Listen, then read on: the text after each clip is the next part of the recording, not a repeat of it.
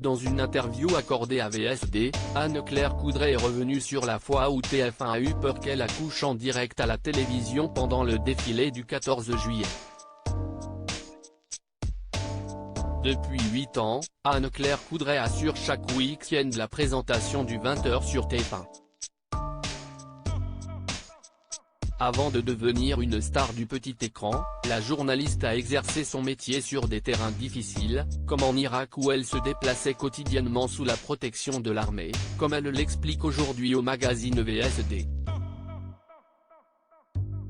Depuis cette expérience, celle qui partage sa vie avec l'homme d'affaires Nicolas Vix s'est engagée comme colonel de la réserve citoyenne de l'armée de l'air et a récemment été nommée marraine de la patrouille de France, qui lui a réservé un vol initiatique à bord d'un Alpha Jet baptisé à son nom.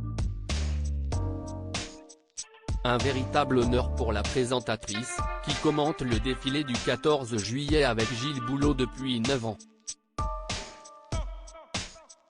Mais en 2015, Anne-Claire Coudray a bien failli accoucher en direct sur les Champs-Élysées.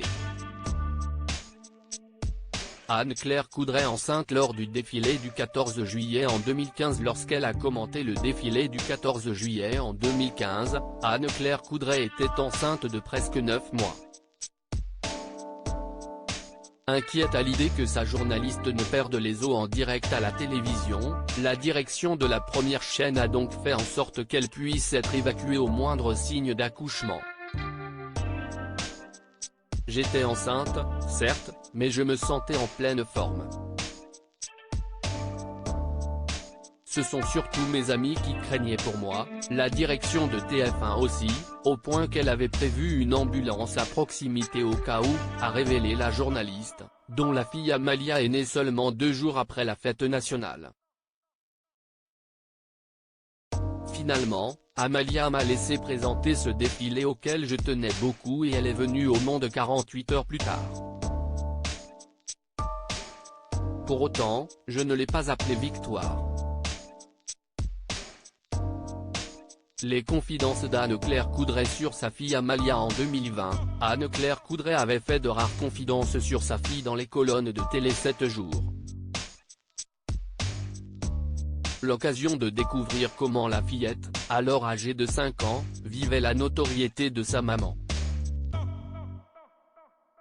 Amalia commence seulement à comprendre que j'ai un statut un petit peu particulier quand elle voit que l'on me reconnaît dans la rue. J'espère qu'elle ne se fera pas une montagne de tout ça, car nous menons, finalement, une vie assez normale, avait déclaré la présentatrice du 20h avant d'évoquer ses envies d'agrandir sa famille. J'ai eu ma fille à 38 ans.